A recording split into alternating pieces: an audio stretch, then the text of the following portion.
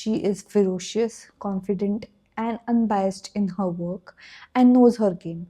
Palki Sharma may be my favorite person, but her book recommendations are just like her. So I handpicked three books out of this enormous pile that she recommended on her social media profile and read them. So let's get started. The first one is a short and an easy breezy read, and it's called No Rules Rules, Netflix and the Culture of Reinvention by Reed Hastings. Now, this is a summary of sorts on how the company has changed its formula to be successful over the years. So, what's so special about this book is it's literally written by Netflix's founder, and he in this book has specifically suggested some mantras for small companies to grow, be successful, and prosper. You can say that this is kind of a self-help book for business startups. You can surely give it a read to understand the inner mechanizations of this mammoth of a company that is Netflix. The second is the new TSAR, which is a truly captivating biography of Putin.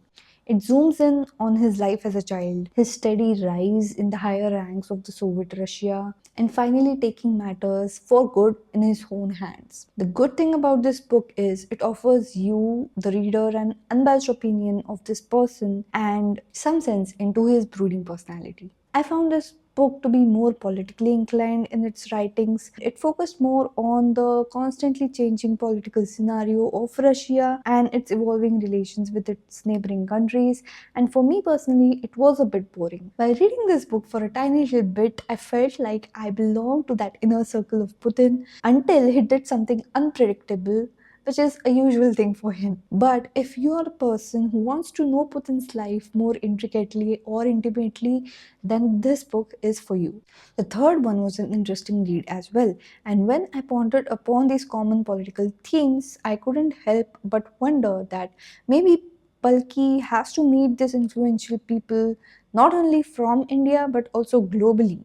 So she has to do this heavy lifting of books in order to understand, logically think, and be able to interact sensibly in those interviews. So she must be well versed with all these topics related to politics, diplomacy, business, finance, etc. etc.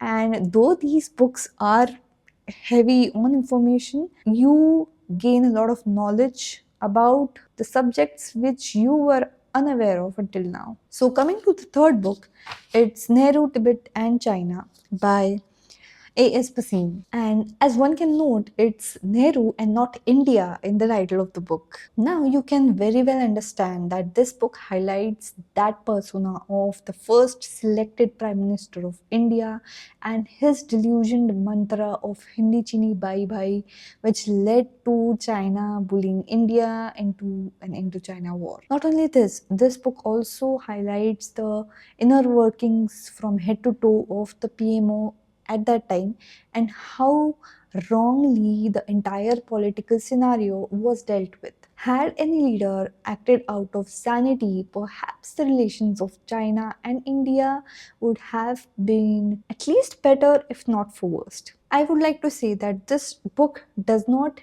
deal entirely with the Indo-China war per se, but what led to the war, the politics, the diplomatic relations, and most importantly, the sensitive topic of Tibet, which was not handled properly at all. It's, of course, a heavy information dense book, but it is worth your time and money.